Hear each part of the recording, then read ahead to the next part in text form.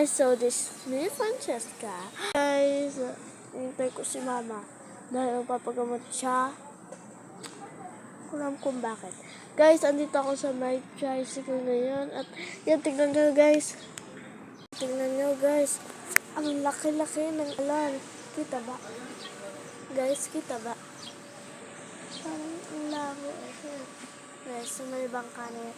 Ang laki guys. Munti ka na nga sa bahay namin. Malapit na. Konting, mga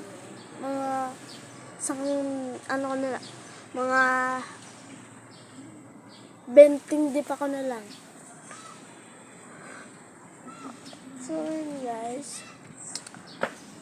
At saka yung yung kapatid ko naglalaro.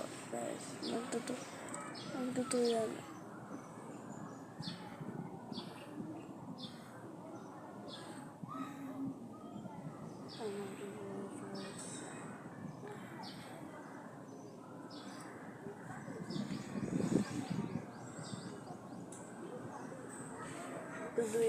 Nagduduyan siya guys.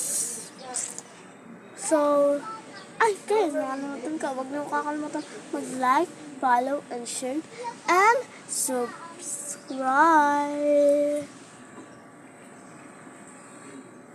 So, ayan guys, hindi pa tayo ng bagong tricycle kasi naambon na at saka gagamitin ng tricycle ito ng papa ko, syempre. Pakita ko sa inyo yung side niya, guys. Pakita ko sa inyo.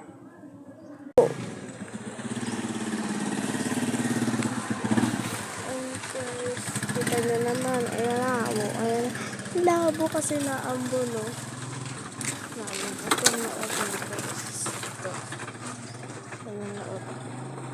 Guys, yun yung tricycle na baka. So, guys, hanggang dito na lang yung video. Ay, hindi pa pala. Hintayin pa natin si mama, syempre. Sino pa ba?